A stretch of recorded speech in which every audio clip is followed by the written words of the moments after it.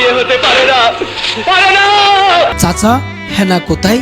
বাড়িঘর এত সাজানো কেন? চাচা, বাড়িঘর এত সাজানো কেন? আর হেনা কোথায়? সাম্প্রতিক সময়ে সামাজিক যোগাযোগ মাধ্যমে সংলাপটি নিয়ে বেশ ট্রল হয়েছে। হেনার বিয়ে হতে পারে না, পারে না। কিন্তু ভাইরাল সে হেনা কোথায় এখন? 1996 সালে মুক্তি পাওয়া প্রেমের সমাধি সিনেমার এই সংলাপ বলা নায়ক বাপ্পারাজ ও আনোয়ার এবং হেনা চরিত্রে নায়িকা শাবনাজ। হেনার বিয়ে হয়ে গেছে। তবে অনিয়মিত দুইজন নায়ক নায়িকা বেশ দূরে আছেন চলচ্চিত্র জগৎ থেকে। ভাইরাল হওয়া প্রেমের সমাধি ছবির সেই ভিডিও ক্লিপে দেখা যায় সিনেমার এক পর্যায়ে নায়ক বকুল বাপ্পারাজ দীর্ঘদিন পর বাড়ি ফিরে তার প্রেমিকা হেনার শাবনাজ বাড়িটি সাজানো দেখতে পান। চাচা, বাড়িঘর এত সাজানো কেন? আর হেনা কোথায়? পরে তিনি হেনার বাবাকে জিজ্ঞেস করেন, চাচা, বাড়িঘর এত সাজানো কেন?